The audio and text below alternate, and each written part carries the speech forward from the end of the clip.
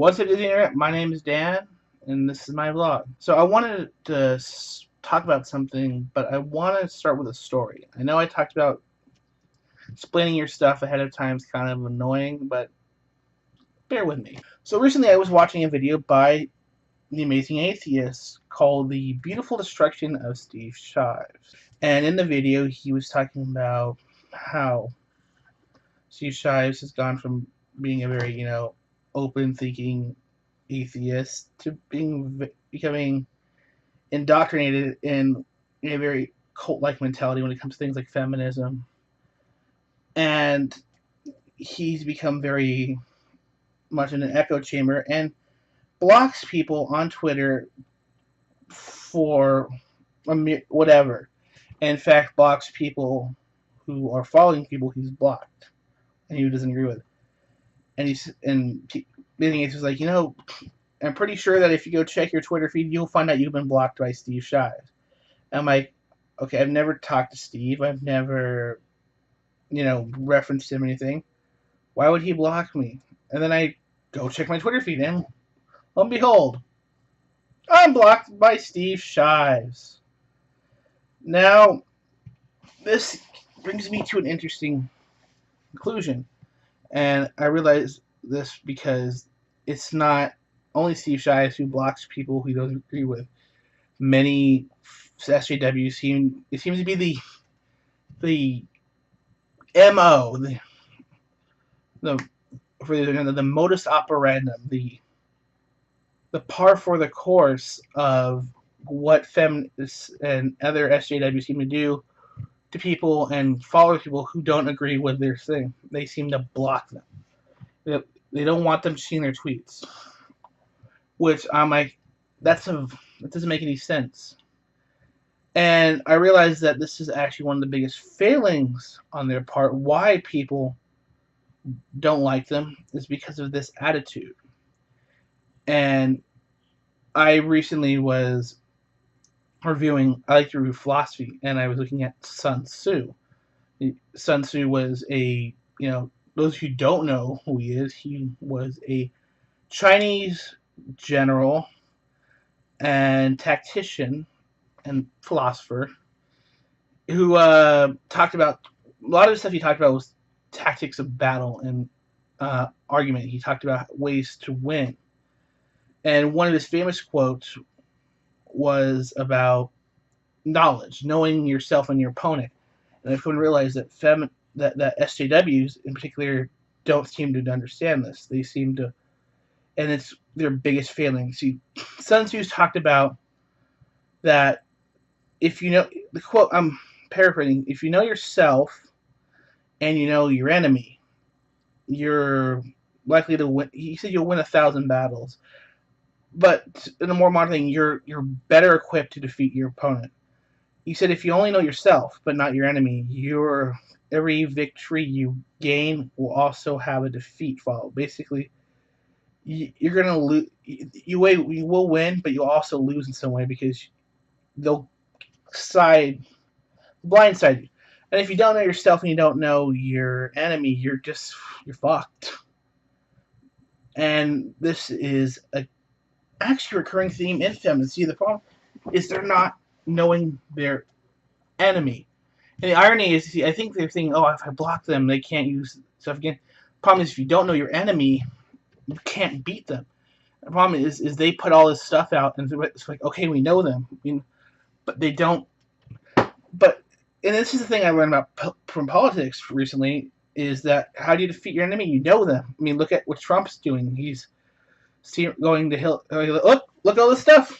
He knows his enemy. I mean, I think Trump's a joke. He's using his knowledge of his enemy against them, which is a great tactic. Sun Tzu would approve.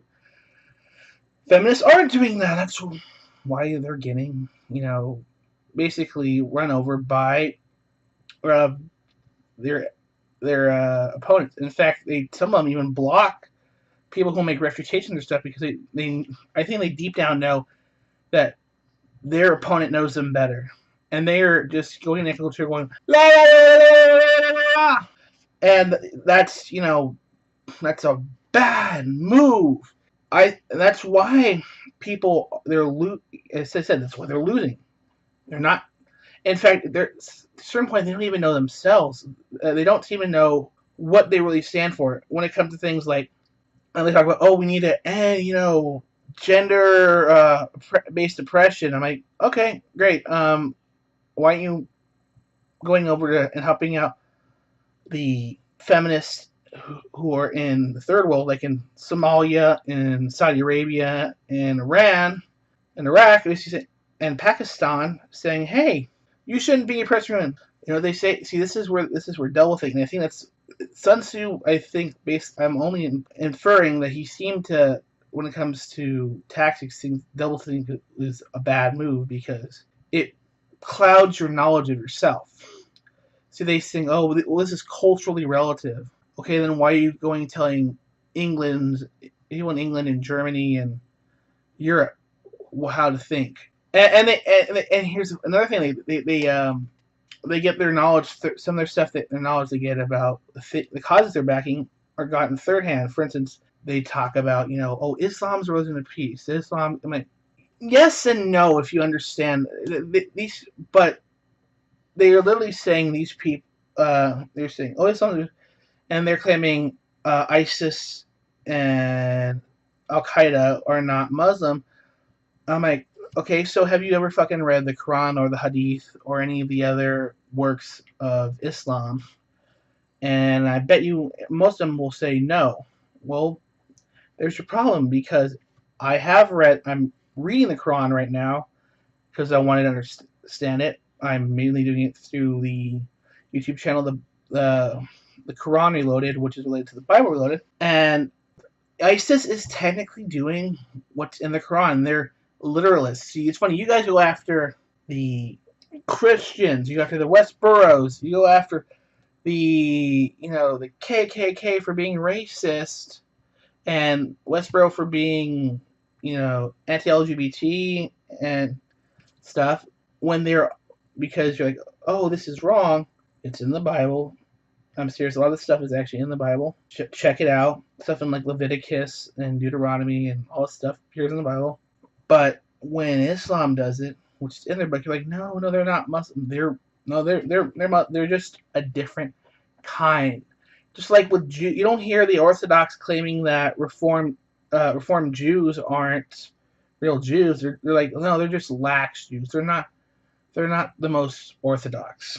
That's weird. See, you don't hear, again, because I have friends who are Jews, they don't hear the Reformed Jews saying, or the Orthodox, they're not real Jews. No, they say, no, they're just a little more strong and more rigid in their belief. What's the problem is you'll do that with like Jews, and you do that to a certain point to Christians, but you won't do that to Muslims. And that's not knowing that's proof that you're not knowing what the cause you're fighting for, and that's the biggest failing of why people are going against the SJWs, because they're backing a horse that is contrary to their belief. And I know, America has a history of that. America's backing Saudi Arabia, and yet we're supposed to be this bastion of free thinking, secularism, progressivism. Women and gays can aren't discriminated against. You make as much money as you choose to earn, kind of thing. Whereas Saudi Arabia, they're like, lady, you're gonna wear a burqa, and you're not gonna allow to go out of the house without a male family member, and if you leave the country, we're gonna come chasing after you. No, I'm serious. That's actually goes on in Saudi Arabia. So this is how I feel that why feminists are losing. They're in an echo chamber, so they're not knowing their opponents. And if you look at, going back to Steve Shives, if you look at any of his stuff, he makes all these claims without doing research, or he's not trying to see from the other side. See, when I bash on when I've talked about creationists, I think, okay, I used to think, a similar mentality. It's a very simple thinking. Oh, the universe, I can't understand it, I'm gonna guess. And I understand the emotional attachment to a belief. I used to believe that Christianity was the best thing. I was Roman Catholic. But then I realized, no, not everything in this book is great. A lot of it's actually kind of deplorable. And it goes against my moral standing, my belief in that equality, my belief that LGBT people shouldn't be hurt. That they're just people. They're not. They just happen to have a different sexual desire than, or they don't happen for trans people. They happen to feel they're not in the right body. You guys see what I'm getting at? Is my beliefs have evolved. I'm willing to listen to the arguments from the other side, despite the fact I don't agree with them. Because sometimes I go, okay, maybe they have. When it comes to gun rights, by the way, fact, if you look in the corner right behind me, I own a gun. I own a Winchester rifle, and I understand the anti-gun, but I don't agree with him on a complete level. I'm trying to learn from my opponent. I'm trying to learn from people who I disagree with. And SJWs don't do that. They shut you down by calling you a sexist and a racist, misogynist, insert phobia here. So they're shutting down criticism, which prevents some growth, and I think that proves that they're at least dogmatic in their belief, which is not a good battle plan. As I said, Sun Tzu also talked about being fluid with your tactics.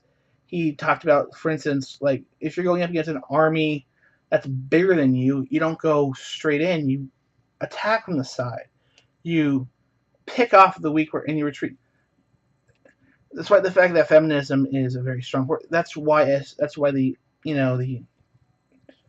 it's called the counter SJW movement has done this. They basically they've gone, well, let's find the parts in their logic that's flawed, attack those, go back, and then those expose even other things with their core. So basically exposing their core, and we've basically stripped away and exposed the true core of feminism. They claim, and here's how we do it. We're about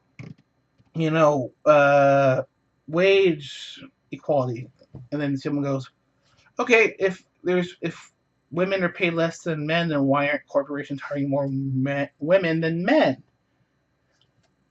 And they can't answer that question.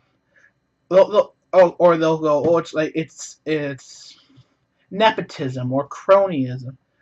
I'm like, but that doesn't make any sense. And then they retreat, and they go, you're sexist, you just don't understand. And then they're like, oh, the patriarchy, laws are, and we're like, show us how. We hit them again. And then we begin stripping away. And that's what I think puts the counter or anti-SJW movement, why they're growing in their thing, because they're using Sun Tzu tactics against the SJW, and who refuse to use them, who refuse to go, let's learn what they're saying. Because I think if they are exposed to these tactics, they'll go, oh, fuck, they're right. Or they're so embedded in doublethink, it'll literally go straight over the head, and they won't see what they're trying to say. And in the end, that's going to doom them. My name is Dan. I hope you liked this vlog. Remember to hit that like button and subscribe. And I will see you guys later. Bye-bye.